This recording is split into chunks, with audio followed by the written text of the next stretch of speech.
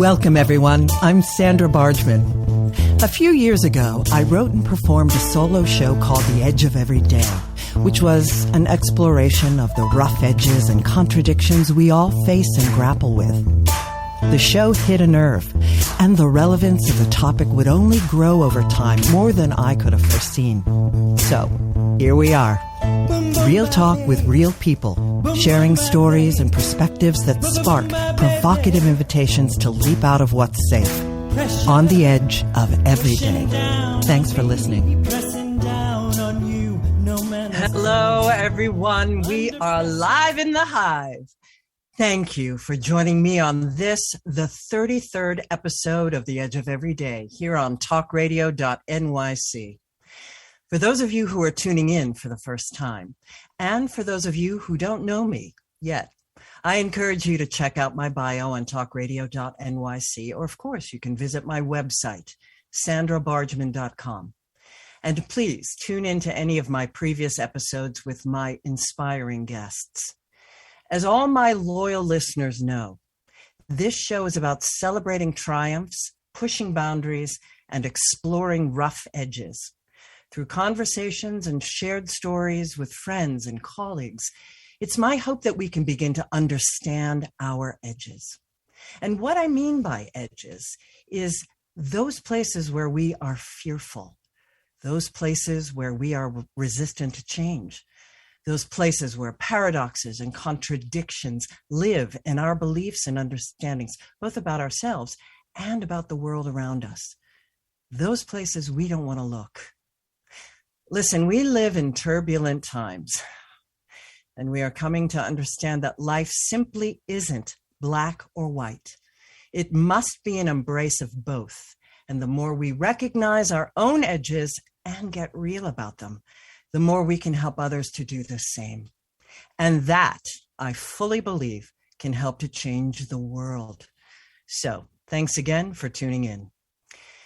And without further ado, it is time to introduce our guest this evening.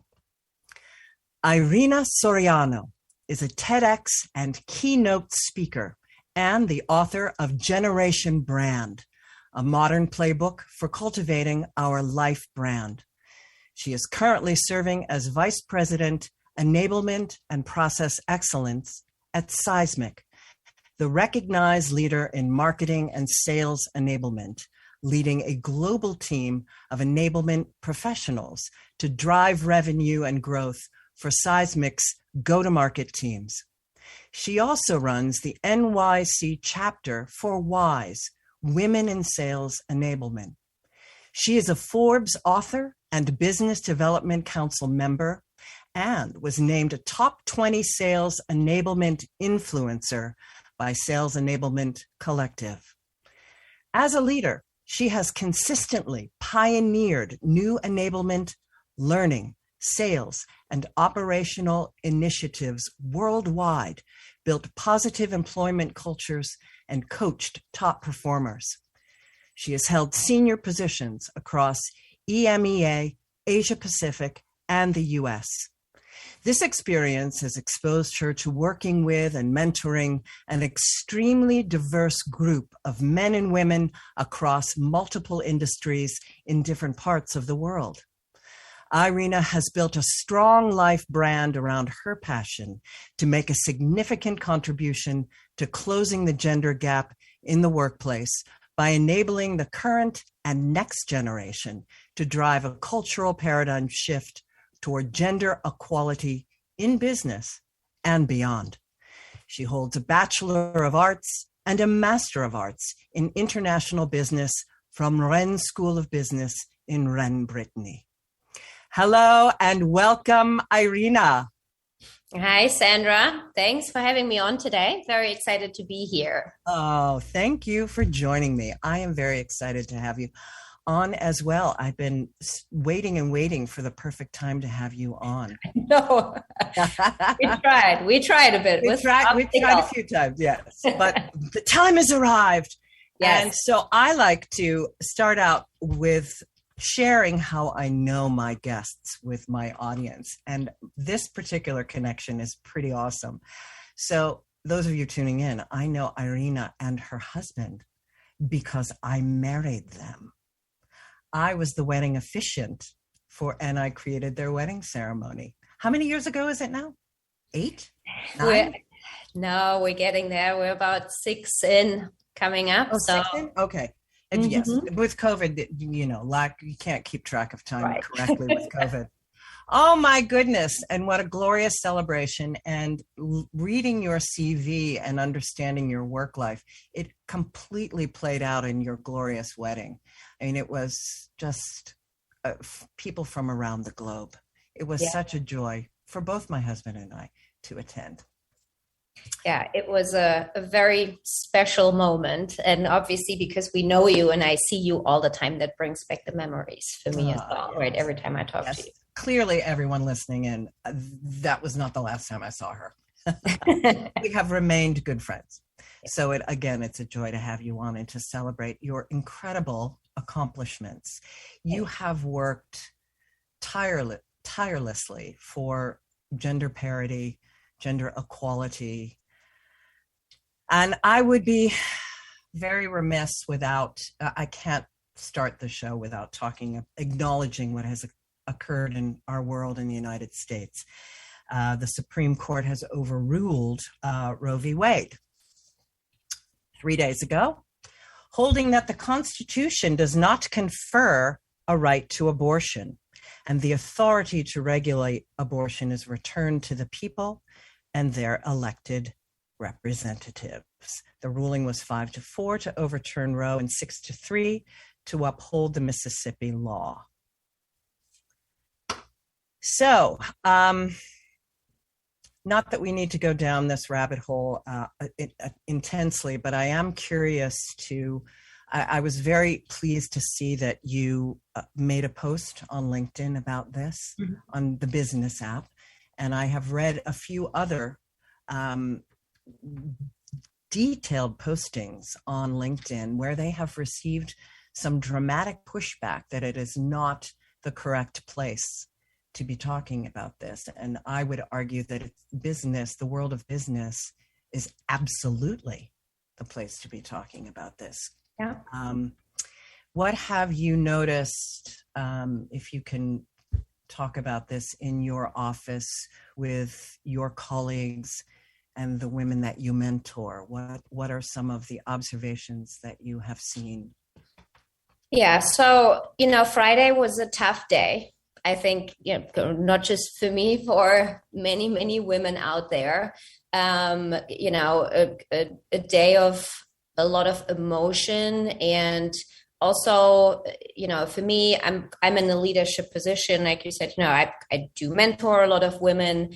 I have majority of women on my team. In fact, 90% of my team are women right now. And obviously the work that I do outside of my day-to-day at my company is very centered around driving, gender equality and all those pieces, at work and beyond. So when Friday happened, for me, it was pretty straightforward that I was voicing my opinion and my feelings on this. But I think as a leader, it was an interesting way to decide how you're going to do that, right? Because obviously, like you said, there are audiences out there that are supporting these decisions, and there are many others that are not supporting it. And I was happy to take either side on my social media post in that particular case, because I felt it was very important to voice which side I'm on here, and that I'm supporting, not just the women in my community, but the women in this. Women in general. Women in general, right? No, we don't have freedom. Exactly. So, I thought this was very important. I've addressed my team, in writing about it. As you saw, many companies have done posts on social media about it, opening up about their policies so that, folks can get the healthcare that they need, open up, location so that folks can work anywhere where they need to be or want to relocate. And my employer was part of that as well. Although it's a sensitive topic, for me, it was just a no-brainer to voice my opinion on it. And quite frankly, I've seen it. I was on social media all day. I've read all the comments. I've seen what some folks commented on other women's posts as well. And I do think it was the place to voice that. And quite frankly, it's silence in these situations. Those days are over. And quite frankly, and we're going to get into that. Everything I'm saying in my book is about who you are, how you want to be perceived, and the life brand you're building. And social media is the vehicle, if we want this or not. And yes, LinkedIn is a business platform. I don't disagree with that. But if you have spent time on LinkedIn in the last 2 years, the tone has very much changed. It's shifted. It's become very personal. Folks post about their families, their lives, their challenges. It has gotten very vocal in those areas. It has gotten more political, in a way. Because that's part of what drives business. The days of those separations are over. I agree. It drives business, but in the end, we're also all humans, all of us. And we all live in these platforms. And yes, we all work for corporations and we're all supporting growth and, want to do well and all of those things. But in the end, we're all in this together, no matter what happens. And social media is the vehicle to connect us. So I think to say, this platform is for this and this platform is for that, that has gotten very tough. Blurred. Yeah. It's gotten very hard. So absolutely. Well, that's a great. I felt it was the spot to mention it. And so did many, many thousands of other. Well, and I loved it. I just loved it. I love the pushback that women were like, yeah, it is absolutely the platform. For, we're not going back into the home and out of the business world. So get used to it. But before I dive in, that's a great segue into social media and your work. But I do want to, before I get off of this, is I was reading that on ACLU's website, a way that people can take action is one of the millions of ways. But you can text "fight back" to 826-23. And the ACLU will just provide constant texting of where you can join marches, where your voice can be heard, all the different ways that you can be taking action. And another way that we can be taking action is by having the kinds of conversations that you and I are having right now, that you are having in your office, these courageous conversations over something that's very difficult and very triggering for a lot of people. However, the time has come. We cannot shy away. We have to lean in and have these courageous conversations. And in some cases, share our personal story as to why access to abortion has been essential in our lives. For instance, I had an abortion. I don't go around in the world and share that. I've never felt like I needed to do that because I never thought that I would see in my lifetime that this would happen. Right. But I think women are really stepping forward with their personal stories in a way to empower the younger people and to remind them that there's been a lot of fight to get to this point, and to have this happen needs some new engagement. I agree. It's, like I discussed obviously with folks over the weekend as well. It's and with my husband, it's it's obviously been a topic for the both of us too. It felt like the clocks were turned 50 years back when we woke up the next day. And I say this all the time, like when we think about just the steps forward we have made when it comes to driving gender equality and getting more women in CEO positions and pay gap, and you pick any topic that you want. Obviously, looking back on the last years, we made a huge steps forward in all of those departments. But if things like this happen, they just throw us back immensely in any other area as well, because they all just connected with one another. Absolutely connected.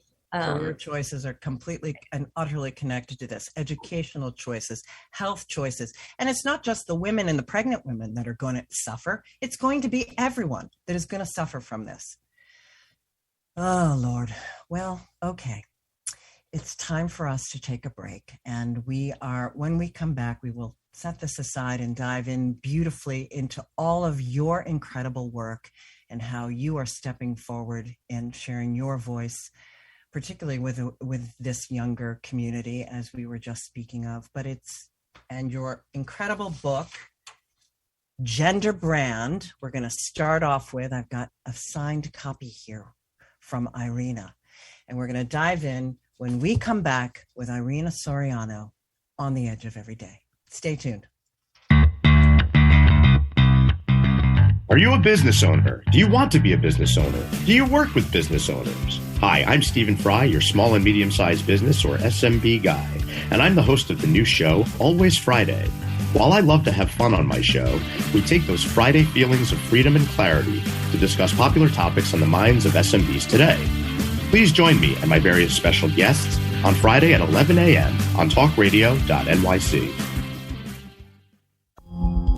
Are you a conscious co-creator? Are you on a quest to raise your vibration and your consciousness?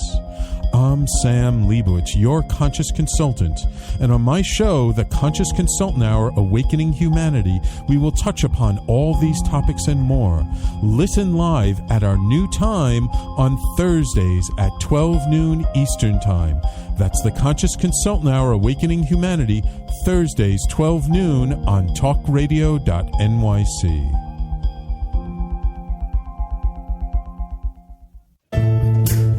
Are you on edge? Hey, we live in challenging, edgy times, so let's lean in.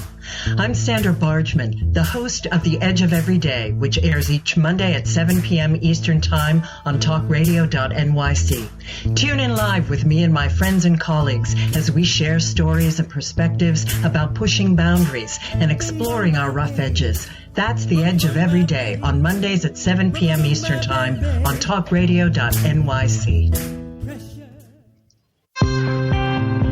You're listening to Talk Radio NYC. Uplift, educate, empower.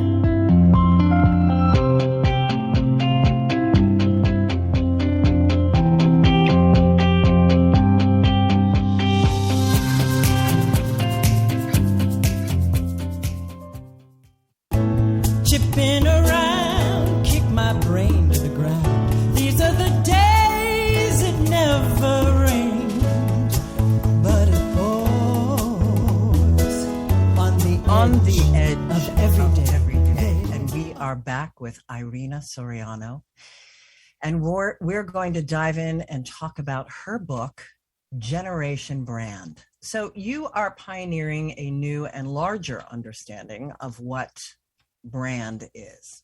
Your book is not about creating a brand. It's so much bigger than that. So let's understand, what is the difference between a life brand and a personal brand, or brand in general? That's a great question. So if we say brand, if we're speaking in marketing terms, right, and companies and whole branding, that's like, how that's the value that we're showing, right? What does the company stand for? What's the secret sauce? Like, what is the company connected to, and how is it representing itself in the marketplace? So when you say personal branding, it's pretty much the same thing, just for the individual. So it's my intentional effort that I'm doing out there in the world, and mainly these days, this is going to be on social media for most of the people, to, be an expert in my field, to, build credibility, to drive my career, to drive visibility. But all those efforts are intentional. So I'm putting them out there with a purpose. Now, when we think about life brand, and for me, and we can talk about that a little bit, that came to life through an experience that I had to go through. Good. That's good. That's the story behind this topic. Life brand is your digital footprint, meaning everything you have ever put out there. Any like, any love, any comment, any post, any photo, any video. Okay. And that could be on any type platform where we're spending our time. And that means the things you put out intentionally, but also the things you put out unintentionally. But that's one part of the story. And, many folks might go, there's not much out there. Like, I don't spend a lot of time out there. And that's especially, the later generations, right? So, my generation. Your generation, like, my husband, like, he's very lucky that there was no social media. Oh, totally. I mean, how often do I say, thank God? And same for me. Thank God I got into Facebook in my 20s for the first time. That was the first proper platform. So that's one bucket, right? But then the second bucket is, those are all the photos and the videos, everything that's on here, now on my devices, but also on everyone else's devices. That was what was so startling. Like, oh, that's right. So you People go to filming you.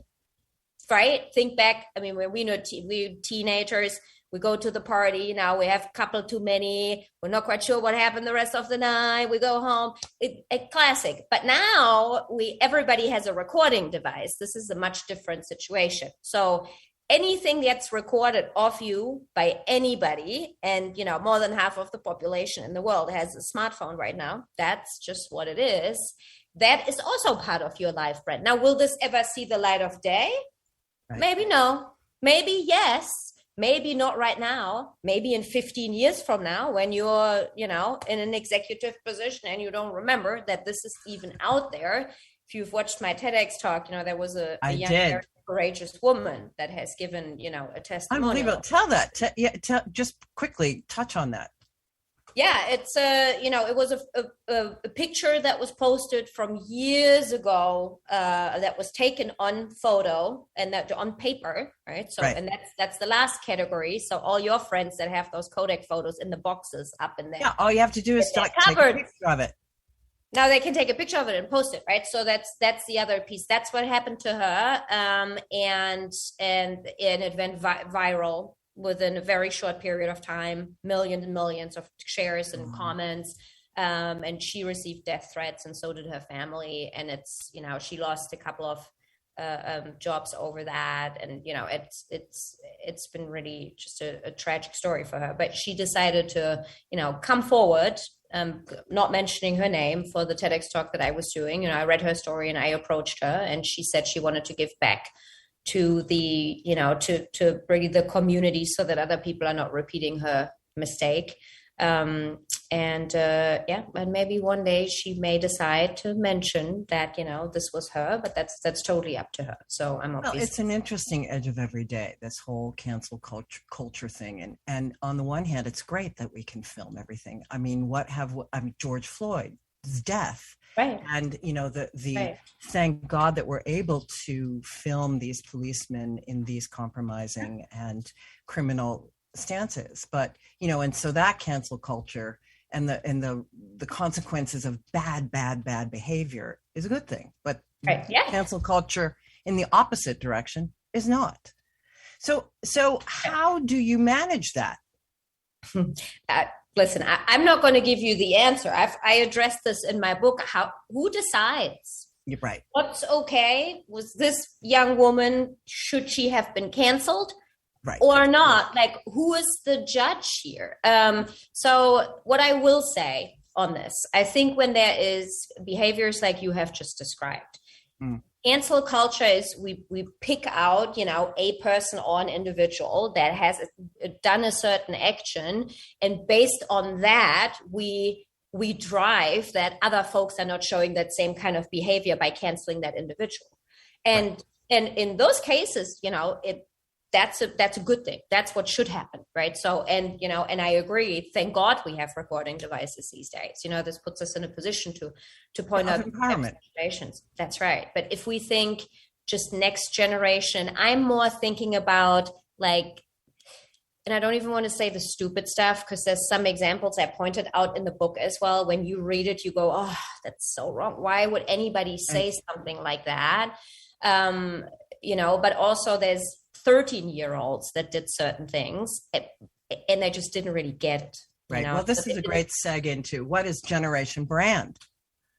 That's right. So generation brand is the following generation, right? So I love it. You've named them. Gen Z. I have taken He has the named his cohort, people. The name of this is going to stick. Right. So do you know how generations are named actually? Because I didn't. No, tell us. I love this. I did not know when I started the research. Of course, for you the book, found out I'm like, research. How does this work? And it's completely random. So anybody can come up with a name, and that doesn't even need to be a certain reason for it. And if the name sticks, then that's eventually how the analysts will name the generation. And that's how it is. I didn't know that, so I wasn't aware of that. And there are generations that have been named by authors that named the generation in books, and then it got sticky, and they picked it up.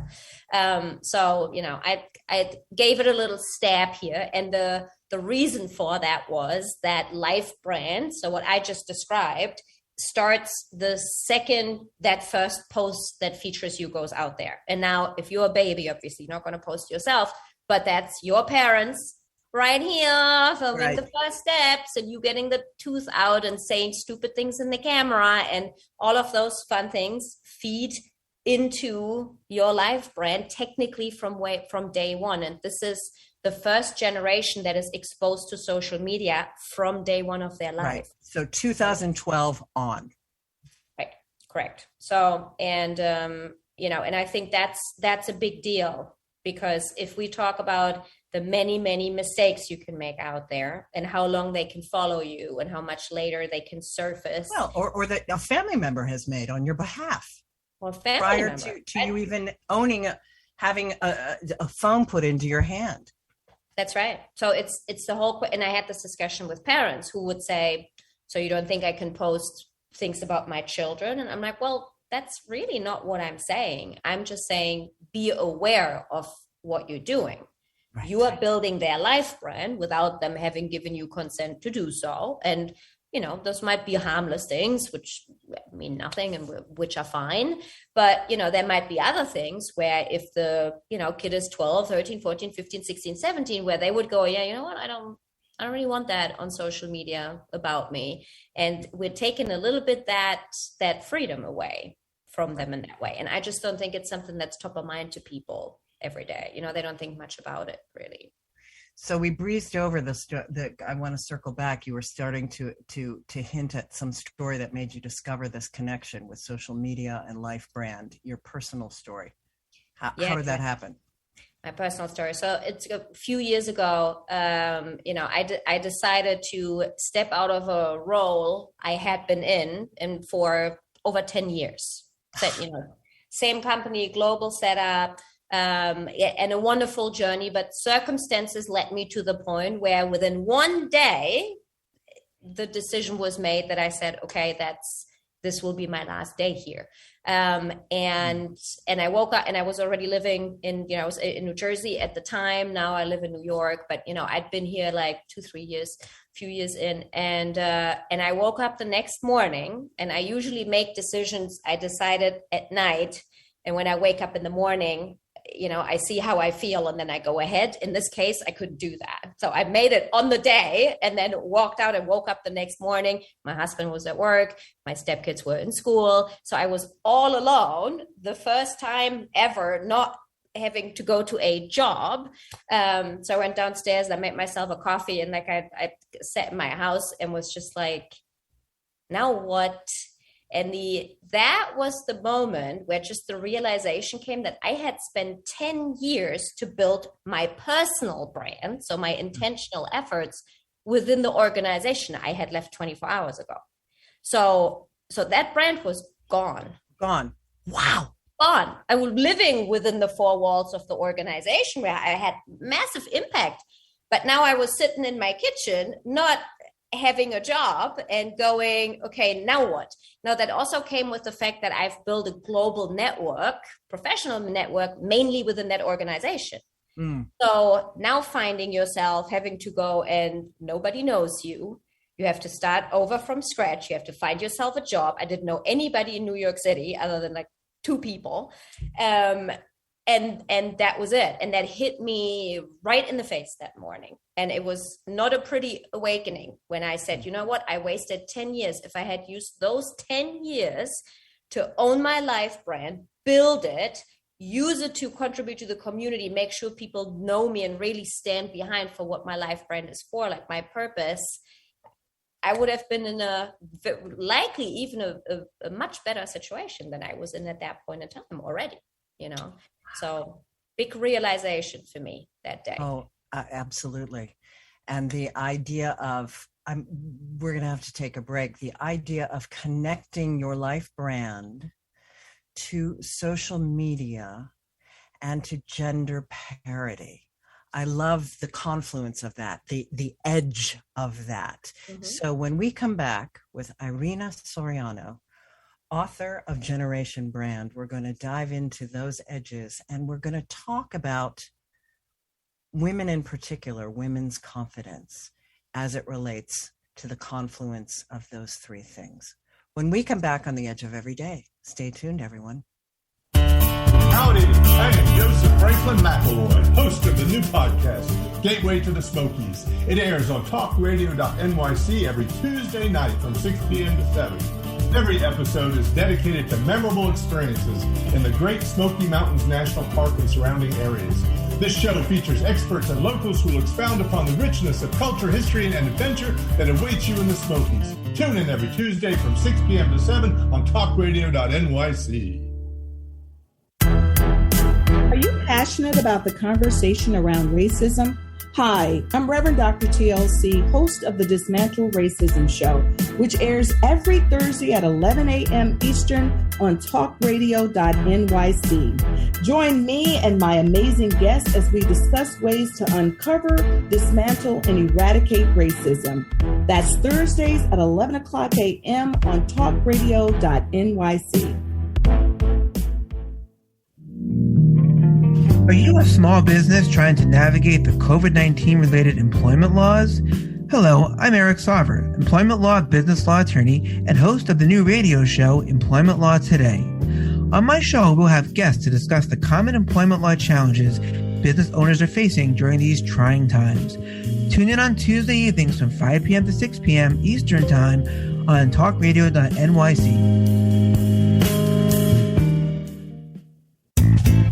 You're listening to Talk Radio NYC at www.talkradio.nyc. Now broadcasting 24 hours a day.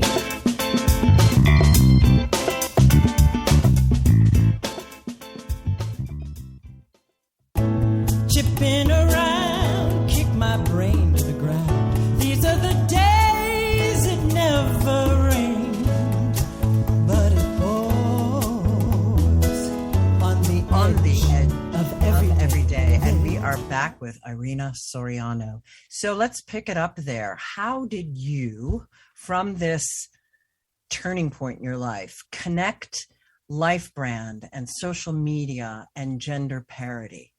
And then how did that lead to the spark of creating your TEDx talk and the book? That's a big question. I'm going to take that in bits. I'll remind you of all those pieces. Right. So I explained the concept of life brand, obviously, right? And it comes to life through social media because that's where we have the biggest reach, right? And as you build your life brand, you know, how I highlighted in the book, I give a whole launch kit in there so that people understand how to actually do it, because it seems quite overwhelming when you don't know where to start. And it's really around picking what's your identity and what you stand for and what's your purpose. And I'm not talking purpose curing, you know, a disease, right, or that's not what I'm speaking about. It could be something very simple, like a little idea, a passion, maybe your profession, right? What you do, your expertise. So, and every time you post or anytime when you build your digital footprint, you're intentional with what you're doing because you're focused on your purpose and your identity, and you make sure it's not misrepresenting either of them. That doesn't mean you have to post within that realm, but you want to make sure it's not misrepresented. That protects you from hurting your life brand and making mistakes, right? On, you know, social media that might follow you for the coming years. So that's how life brand and social media hang together. Now, how I got into the whole gender piece, as I started to build out, you know, my research and really dug into this whole thing, you know, I'm aware of it, but I also stumbled over a lot of research on the confidence gap. between men and women, right? And that's, there's books out there, and there's studies and research. So this is not something I came up with, that, women shy away from self-promotion, right? Women are more afraid to speak about their accomplishments. Women take less risks. And the list goes on and on and on. And that includes women like myself. So when I compare, to male leaders that are at my level or slightly above, I sometimes do see behaviors that differ from them. And that is likely related, to my gender. And I think it's a big discussion. Is this DNA? Is this ingrained in our brain? I come from a socialized. Family. I believe Socialized. we're completely and utterly socialized. And right. Yes, I do believe it's cellular, because so many women behind us have believed that. Right. And I come from a family that has fostered my confidence from, a very early age. And I even have those. Oh, totally. Same with me. I'm as outspoken and bold as can be. And I do too. I have my places. Totally. Imposter syndrome, I feel these things all the time. And so do other executives, that are openly speaking about this, men and women, but obviously we know this is a bigger thing for women. So my whole point was, when I got into the research on, what's happening with the next generation, like how do they get influenced by social media, with now teenagers, they get less driver's licenses, which is pretty interesting. The depression and anxiety rates are significantly up, right, within that next generation. So talking Gen Z, not really Generation Brand, but especially like the folks that are in the teenage years into, college, like they're that Gen Z. Many factors that play into that. Exactly. So, and the influences on social media, I'm not going to say the fakeness, because I don't think that's the right way of putting it, but there is a lot out there that's not real. Forced positiveness. Right. Yeah, so, forced. And we and especially at a young age, we get those influences. And, if this is, I mentioned a girl in the book who's a lifeguard down at the shore. And she's like, I put my first TikTok out, and then so many people told me I'm fat and ugly, and now I didn't want to be a lifeguard anymore because I never wanted to wear a bathing suit again. And she put something up where she was wearing a bathing suit, and she's a gorgeous young woman. So that stuff is going to stick with her maybe forever, for a really long time. And, that's what happens on social media when there's no seatbelt. So my whole point is, if I already have a lack of confidence, and I didn't grow up with social media, I come out of a family that has pushed my confidence like to the edge, and I'm in a working environment where, me and my gender and my background is cherished and supported. Now imagine somebody who doesn't have all of these things and grows up with social media, getting their teeth kicked in for years and years and years and years. How are they going to maneuver when they get to my level? I mean, how? Do you find, it seems like it makes sense that there are more women on social media. The things that we're seeing, and the influencers, maybe it's just what my feed comes up way more with women, and way more men making comments about women. Is that true in your research? I can't comment on the men making comments about women, because it's women also commenting. It's also absolutely. Yeah, right? The competition is nasty. That's another reason. That whole piece, I wouldn't comment on that. Like, I can't give you a percentage, but there's a slightly higher percentage of, depending on which platform we're talking about, that women frequent versus men. Yeah, I would think the young people, it's Insta, that's really where they're, and it's so picture oriented. It's not, they're not writing epistles and stories and lovely blog posts, that sort of thing.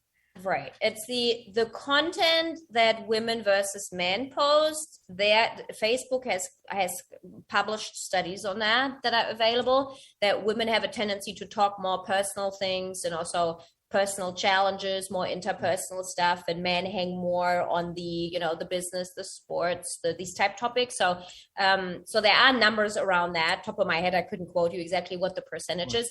But when it comes to the hate and the trolls and all of that, I think it's both, and I think you're right. I think and women are, I had Leslie Michaels on my show, and Right. her book is coming out. It's all about that and competition. I have a chapter in her book, by the way. She was gloriously inviting people in, other authors in, but this is it. I mean, this is why she left corporate, was this kind of catty infighting that we are seeing on social media. We're just between women. But I digress. I want to, well, not really, but I want to focus now on, so what was the spark for your book and your TEDx? And, now that you've put all these pieces together, boom. Right. So the spark happened, the idea was born a few years ago. So I had it at the back of my head, but I never really put it together. You know how it is when you write this one sentence and you're like, that's it. So that hadn't happened yet. Like, it was there, but I couldn't, just tie it all together. Tell it. I think that was kind of the thing. And just before the pandemic, I attended like a weekend of a life seminar, and was very apprehensive to participate in this whole thing, but I eventually did. And as part of that, I stepped in front of 100 people and I said in a microphone, I'm going to do a TEDx talk, which is a lifelong dream of mine.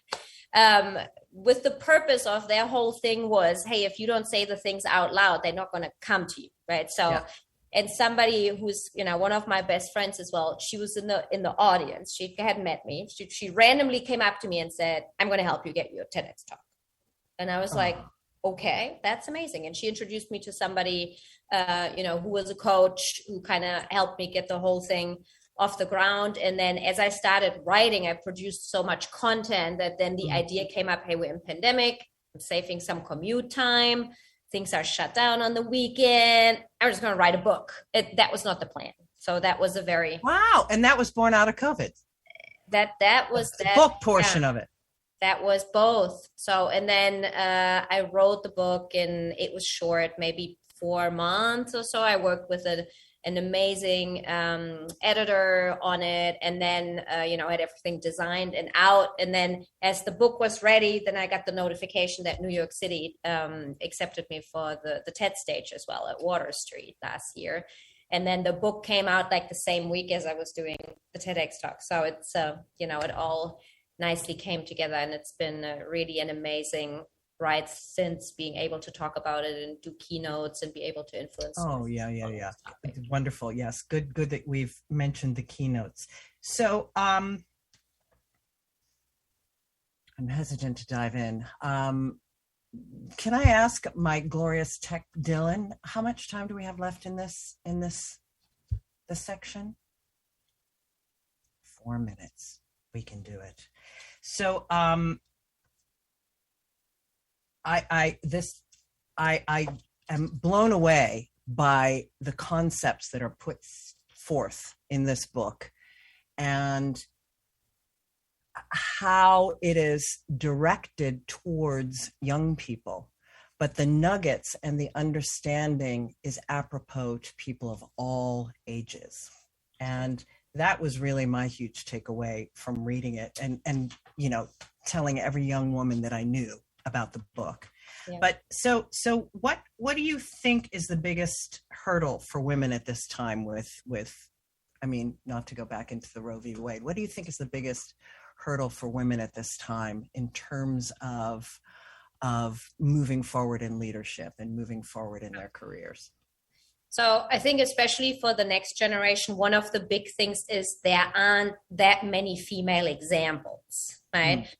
We have, and that was the same for me when I grew up in my corporate career.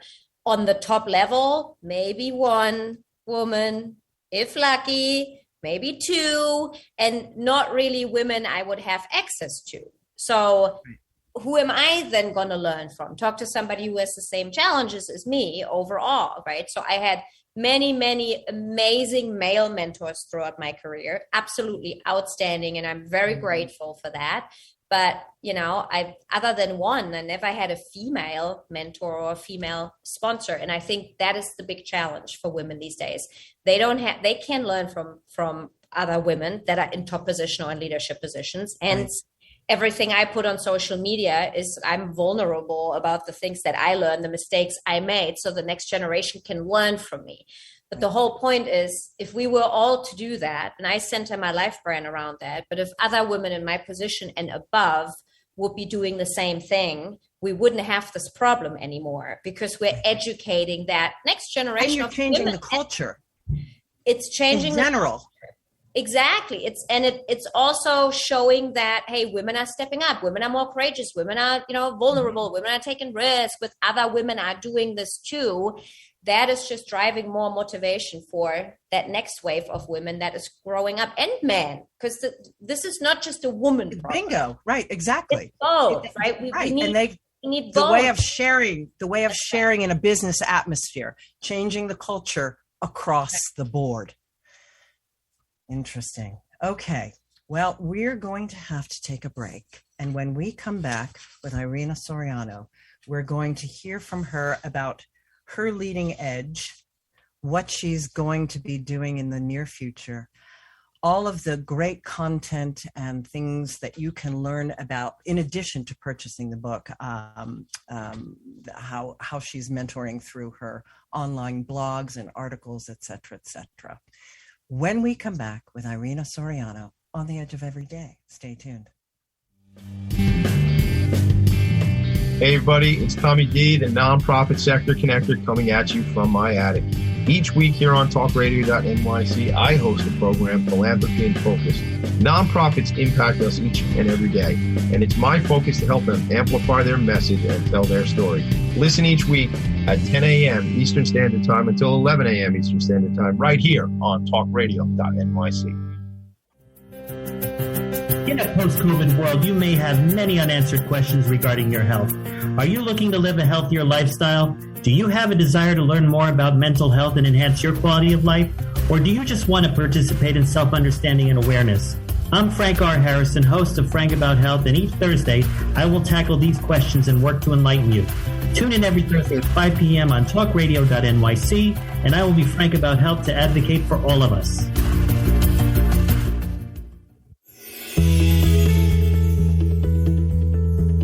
Calling all pet lovers. Pet Avengers, assemble! On the Professionals and Animal Lovers show, we believe the bond between animal lovers is incredibly strong. It mirrors that bond between pets and their owners. Through this program, we come together to learn, educate, and advocate. Join us live every Wednesday at 2 p.m. at talkradio.nyc. You're listening to Talk Radio NYC at www.talkradio.nyc. Now broadcasting 24 hours a day.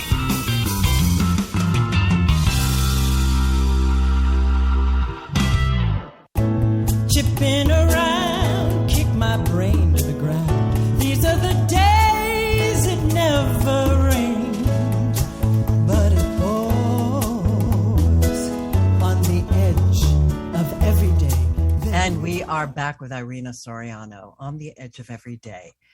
So, Irina, what has been your biggest personal obstacle in getting to this place in your career? And how do you use your understanding of that obstacle in support of yourself now and in your mentorship of young women? I think I've probably partly answered that already with the challenge that I described to you. I think that was the being in my early 30s, being in a career like that, and all of a sudden going, like, where's this going to go? Right. Up, down. There's nothing there anymore to keep going, right? Because I had to completely reinvent myself. I had no name out there. Nobody knew me. No connections in, really in the US, like I said, other than the company I worked for. So I really had zero. So it's really connected, right, to your life brand. Zero, and if I look back, that's like 5 years ago. if I see the path I've come, and that's all through actively controlling my life brand, that's it. That's all I'm doing. Just the community that I've built, the projects I'm working on. Yes, the TED and the book, like that's just. Well, and even the risk taking and the speaking up for yourself. I mean, and some of these maybe more personal challenges and obstacles that I'm asking about, internal. But you're pretty bold in that category. So yeah, I mean, it's the thing for me is the vulnerability piece, like for any leader. Yeah, we all want to look good and, talk about the things that don't go well and how we feel and the doubts. And yeah, but that's it's a fine edge. Yeah, I get that, but I use the vehicles that I have, be it, through my newsletter or posting on social media or making reels on Instagram or, whatever it might be, to show that vulnerability that, I'm comfortable to talk about these things, because if we don't, how is the next generation going to learn, right? Well, and it's powerful. It is powerful. Vulnerability is the number one most powerful thing. I mean, look, Brene Brown, like that's the big piece and everybody is applauding it, but yet not so many people are doing it. It's changing. I know. Well, and it's hard. Listen, I get it. It's hard in business. I mean, that's an atmosphere that can't be up to speed in the same, like in the spiritual community, where when I was a dean of first year students, that was sort of the bread and butter of it all, is that you're going to get vulnerable, and the power of learning to be vulnerable is just going to change lives. And when people would give presentations, the vulnerable portions were the ones that people really leaned into and paid attention to. But I get that it's a community, and this goes back to more women in positions of power and bringing more of that understanding to the culture in general, both men and women. Yeah, I get it. So what's next for you, Irina? Are you just enjoying the flow and the continued upliftment and the tendrils going out with this fantastic book?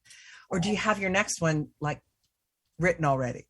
Secretly? I mean, you know me a little bit, that just, sitting on the fruit of my labor is probably not not your thing. Well, no, I'm, obviously I have a full-time job, right? And I have many people I work with and a lot of responsibility. So ultimately, that's something that has a lot of my attention. But whenever I have free time, like I said, obviously the speaking piece for me is important. So speaking to younger generations, speak at schools, at colleges, right? Like those are the audiences where I think especially the life brand awareness piece really hits home. And that, that takes time for me as well, puts additional time on my plate. The other audience is just the business audience, right? So companies and coming in and educating on, hey, what's life brand? How is this important for your employees? And how is this actually helping you building your company brand value? Bingo. Building your business, right? So that social presence and having your company's name everywhere, if you set this up the right way, that is something that's extremely powerful, not just for salespeople, but for everybody. Everyone in an organization. So I spend a lot of time around that piece. Ultimately, I started to write a second TEDx talk. Yay! Yeah. Here's my shocked face. Mm-hmm. Here's my shocked face. Right. Well, wait until I'm so thrilled. Wait until you hear it. You might look a little more shocked to it. I can't wait. Well, and I loved your first one. I've watched it a few times. That's awesome. And I encourage our listeners to listen to it. It's fantastic. Absolutely fantastic. As is your book. And I want to talk about that on the back, you mentioned it, your Life Brand Launch Kit. Yes. Like the last fourth of the book is this fantastic workbook where you can go through and really dig into what your understanding of life brand is, how you can be more intentional with it, how you can understand its impact and all of the connections that it makes. It's just really, that's a fantastic plus in this book. So where can people find you? Yeah, so you can find me on social media. So you can. She's all over social media. All of us. Well, I'm a good life brand example. Very, very, very, very. It's wonderful. Thank you. My 2 channels are LinkedIn, obviously. So just Irina Soriano, you find me right away. There's not that many of them. And then on Instagram, it's irina.soriano. So my Instagram is really centered around tips and tricks to instantly boost your career, and advance in life overall. So a lot of the stuff I'm sharing is personal to me, things I've done myself to drive my career forward, things that you can implement quickly. So that's really the heart of it all when it comes to that. You can follow my newsletter. That I think is fantastic. And what's the name of it? I love the name. Confidence Kitchen. It's fantastic. Yeah, it's that was my husband's idea. He comes up with a lot of good names. So that's a great place for, again, I share personal stories. I share things I've learned. Like I tap into areas where people go, ooh, like that might not always something everybody wants to talk about. That's where we are. Courageous conversations. That's where we are. Right. That's where we are. And this is also, just a place for people to, exchange their opinions. And sometimes they differ from mine. And that's good, because that encourages these conversations. Growth. And Lord knows we need it more than ever right now. Right. So also your website, irinasoriano.com. And that's going to be, of course, in the show notes as well. And they can find links to your book there. It's also on Amazon. Is there any other place that I always encourage people to go to their local bookshops and order it as well. Yeah. Well, and another thing pops to mind is mothers, all the mothers that are listening. This is something that I've shared with my friends who are mothers, that this is an excellent book for you to read as well, to have these kinds of conversations with your daughters, with your sons, with the young people in your life. I can't promote this anymore confidently. This is just a fantastic book. Thank you. So you are most welcome, my friend. So what is your, before we sign off, what is the last bit that you would share, your last tidbit that you would share with our young people that are listening right now? Yeah, I think what I would say is social media is not going to go away, right? It's here to stay. It's going to grow, and it's impacting all of our lives. So the earlier you can start controlling what you do on social media and being aware of your life brand, the earlier or the faster you can build up your confidence. And again, I explain that in the book. This is going to be impacting your career. This is going to impact how you show up in job interviews in front of your future potential boss, how you feel when you go, against your male peers. And I wish I had known this when I was in my teenage years. I wish. So, with the hopes that we're having these conversations, I hope to reach that generation so that they can start this journey much earlier than I could. I had to wait until my 30s. Wow. Amen. That's beautiful. Well, Irina Soriano, thank you so much for being on my show and for sharing your wisdom and your wit and your beauty and your book and your understandings. It's been a joy to have you on. Thank you. To those of you who are listening in, thank you for spending an hour with me. Remember, an hour with us. Remember, you are always at the edge of the miraculous. Never lose sight of that. Next week is July 4th. We will not be having a show, but please join us in 2 weeks. Till then, take good care. Bye-bye. This is our last dance. This is our last dance. This is ourselves under pressure. Under pressure. Under pressure.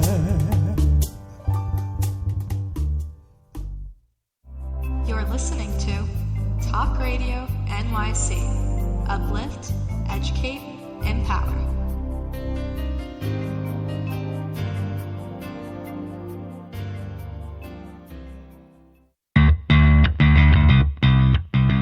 Are you a business owner? Do you want to be a business owner? Do you work with business owners? Hi, I'm Stephen Fry, your small and medium-sized business or SMB guy, and I'm the host of the new show, Always Friday.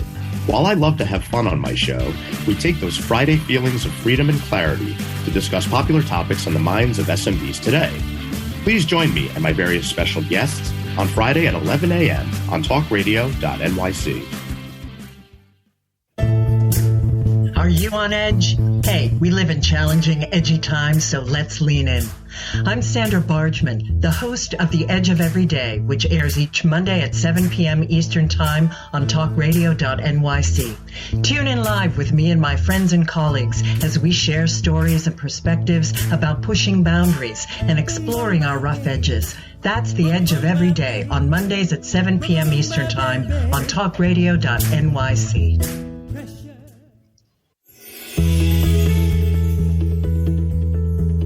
Calling all pet lovers. Pet Avengers, assemble! On the Professionals and Animal Lovers show, we believe the bond between animal lovers is incredibly strong. It mirrors that bond between pets and their owners. Through this program, we come together to learn, educate, and advocate.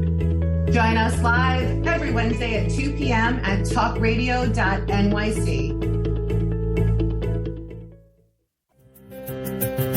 In a post-COVID world, you may have many unanswered questions regarding your health.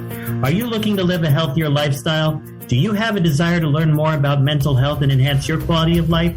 Or do you just want to participate in self-understanding and awareness? I'm Frank R. Harrison, host of Frank About Health, and each Thursday, I will tackle these questions and work to enlighten you. Tune in every Thursday at 5 p.m. on talkradio.nyc, and I will be Frank About Health to advocate for all of us.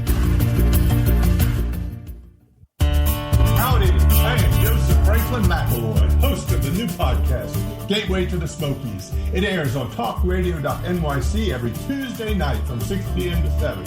Every episode is dedicated to memorable experiences in the Great Smoky Mountains National Park and surrounding areas. This show features experts and locals who will expound upon the richness of culture, history, and adventure that awaits you in the Smokies. Tune in every Tuesday from 6 p.m. to 7 on talkradio.nyc. You're listening to Talk Radio NYC. Uplift, educate, empower.